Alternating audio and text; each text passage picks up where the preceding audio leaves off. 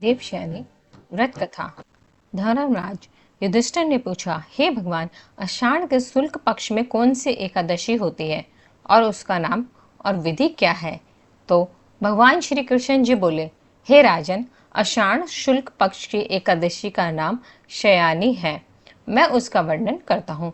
तो वह महान पुण्य में स्वर्ग और मोक्ष को प्रदान करने वाली तथा साथ ही सभी पापों को हरने वाली एकादशी होती है।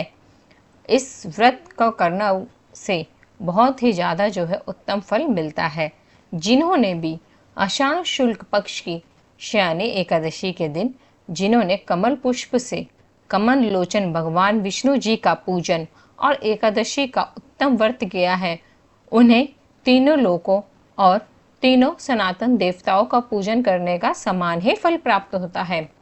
हरिशयानी एकादशी के दिन भगवान विष्णु जी जो हैं राजा बलि के यहाँ रहते हैं और दूसरा क्षीर सागर में शेषनाग के सैया पर तब तक शयन करता है जब तक कि आगामी कार्तिक की एकादशी नहीं आ जाती। जी हाँ, आषाढ़ शुक्ल एकादशी से लेकर कार्तिक शुक्ल एकादशी तक मनुष्य को बहुत ही अच्छे से कर्म और धर्म में आचरण करना चाहिए। जो मनुष्य इस व्रत का अनुष्ठान करता है वह परम गति को प्राप्त होता है। इसी कारण इस व्रत को विधि पूर्वक और सच्ची निष्ठा के साथ ही एकादशी का व्रत करना चाहिए। एकादशी की रात में जागरण करना और शंख, चक्र और गदा धारण करने वाले भगवान विष्णु जी की भक्ति पूर्वक पूजा करनी चाहिए। ऐसा करने वाले जो पुरुष होते हैं, जो स्त्रियां होती हैं, उनको सभी प्रकार के जो फल हैं वो प्राप्त होते हैं। ऐसा करने से व्यक्ति के पुण्य वो कहीं ज़्यादा गुना बढ़ जाते हैं। जो इस प्रकार का भोग और मोक्ष प्रदान करने वाले सर्वोपरि एकादशी के उत्तम व्रत का पालन करता है, वह जाति का चंडाल होने पर भी संसार में सदा मेरा ही प्रिय रहता है।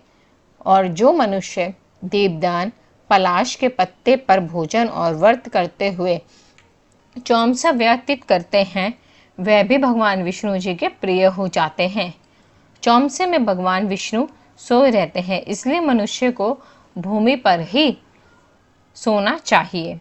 भगवान सावन में साग, भादों में दही, कर्म में दूध और कार्तिक में दाल का त्याग कर देना ही सर्वगुण सही रहता है।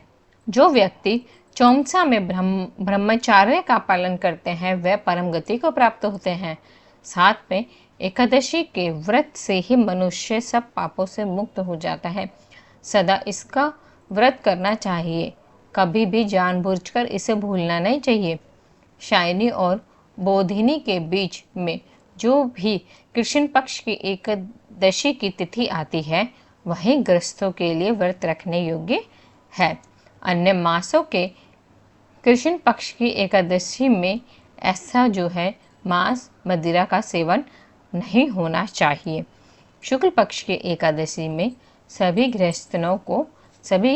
गृहस्थ जीवनों को इनकी एकादशी का व्रत करना चाहिए। इससे भगवान विष्णु जी की आप सभी पर कृपा बनी रहती है और इसका सबसे ज़्यादा फल मिलता है, क्योंकि भगवान विष्णु जी अब 4 महीनों के लिए सोने की मुद्रा में चले जाते हैं और साथ में संसार का, इस प्रकृति का कार्यभार भगवान शिव को सौंप जाते हैं। तो अब भगवान विष्णु जी की जगह सृष्टि का संचार का कार्यभार भगवान भोलेनाथ ही देखते हैं। इसीलिए सावन की शुरुआत हो जाती है और भगवान भोलेनाथ की साक्षात